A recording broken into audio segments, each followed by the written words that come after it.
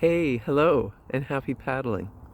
If you've watched these videos before, welcome back. It has been a year and a half since I got out here in this incredible place in my kayak.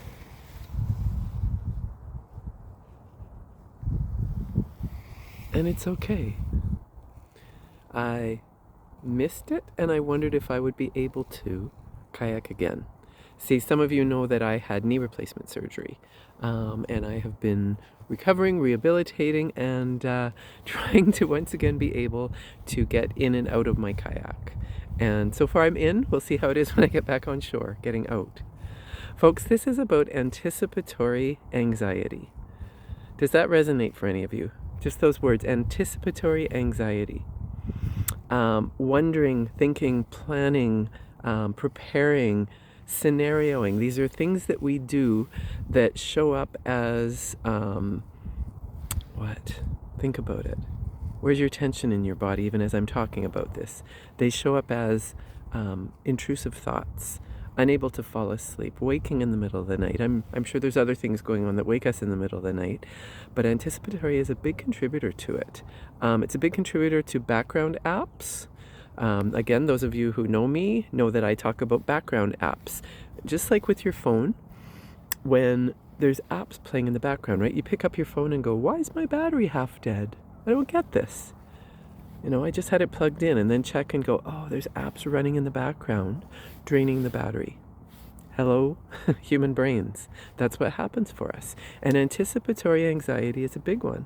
So I was anticipating a new life where I didn't kayak, where I didn't paddle, where it became a metaphor in my life, or maybe I tried a different kind of boat. I don't know. And I realized, stop.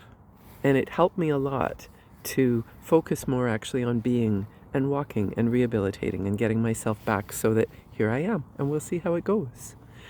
I'm going to tell you a little bit, and you might know this already.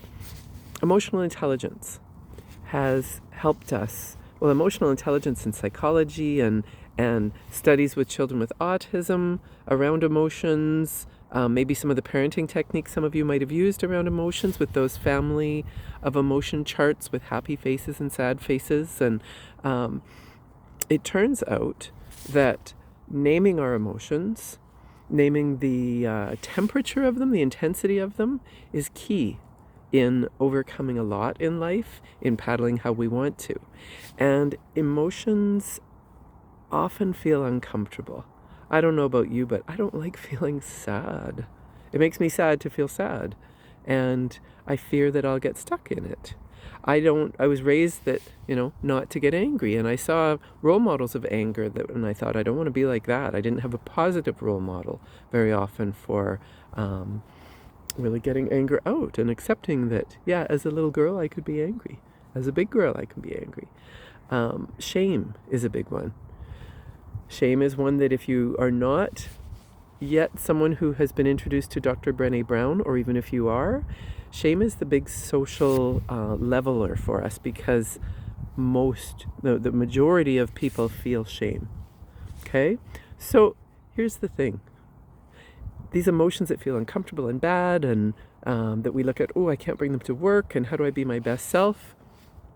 They actually serve a purpose. Happiness and the family of all the different words, joy, effervescence, whatever the emotions related to happiness are, giddiness, they serve a really important purpose. They remind us to celebrate and enjoy. Sadness, the next family of emotions.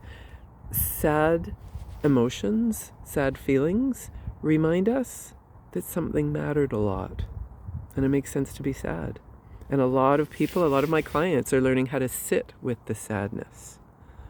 Shame, a really interesting one, is like when you're bowling and you have those rails, the bumpers on the side to keep in your lane.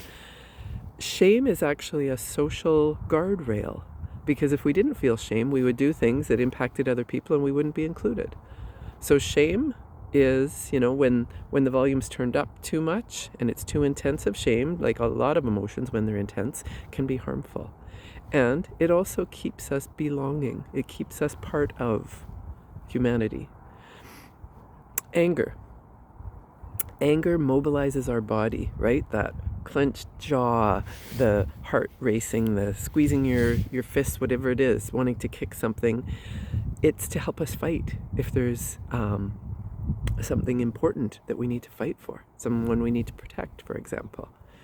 Fear is to help us run in case that bear or saber-toothed tiger is chasing us. And it manifests sometimes. One aspect of fear is anxiety. Now, anxiety is worrying, right? I feel such anxiety. I feel it in my chest. I feel tight. I feel like I'm shutting down.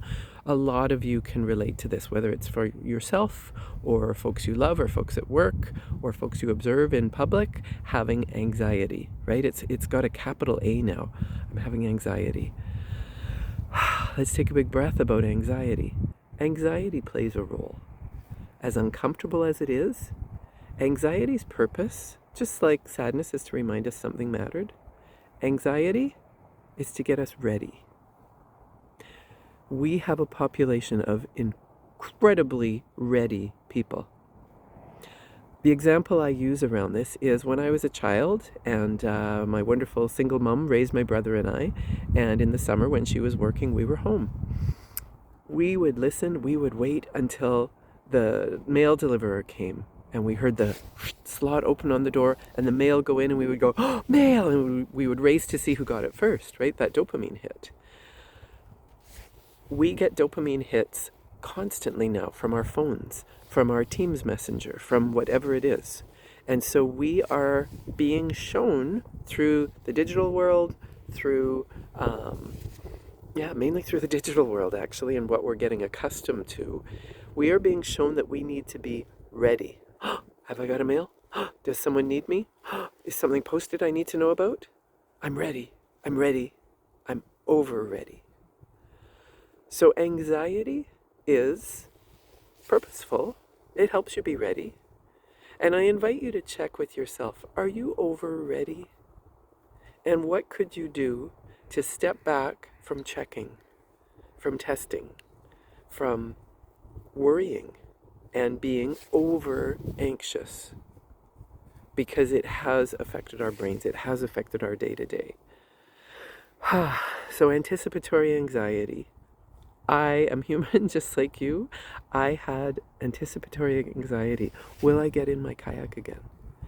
And so when I noticed it, I used the strategy notice it, name it, navigate it. Those are actually threaded within the structure of my book, Paddle Your Own Boat. And I noticed it. I really noticed it. I wasn't sleeping. I couldn't focus. And I was sad, like, oh no, I never get to kayak again. And what will people think? They always say to me, hey, Christine, are you paddling? It was my identity. So I noticed it finally and went, yeah, this isn't serving me, this anticipatory anxiety. I named it. This is anticipatory anxiety. What else do I feel? And I felt sad. So I sat with it and realized I will be okay if I can't paddle again. People will still love me if I can't paddle again. And I'll find something other wonderful thing to do. I turned it down, and it's been just fine for the last year. I kept one kayak. I sold the others because it was a bit of overkill. I had a lot. And here I am, and I'm in my kayak, and I'm going to share with you, I don't have this intensive feeling of joy, right? The turned up feeling. I'm more like, cool, I'm out here. It's really nice. Like, look where I am. I hear a seaplane in the background. Probably some seals are going to pop up around me, just kind of floating with the tide. I'm here right now and I'm grateful. Anticipatory anxiety, when it serves you, can be really helpful. I invite you to check yours and then notice it, name it, and navigate it. My choice for navigating was to be grounded, to be grateful, to just be present. And thank my brain for the warnings. Thank you, brain, but I don't need anticipatory anxiety. I'm good. And we'll see whether I paddle. How I'm going to navigate it right now is I'm going to stop talking and I'm going to go paddle. May you paddle in ways that serve you.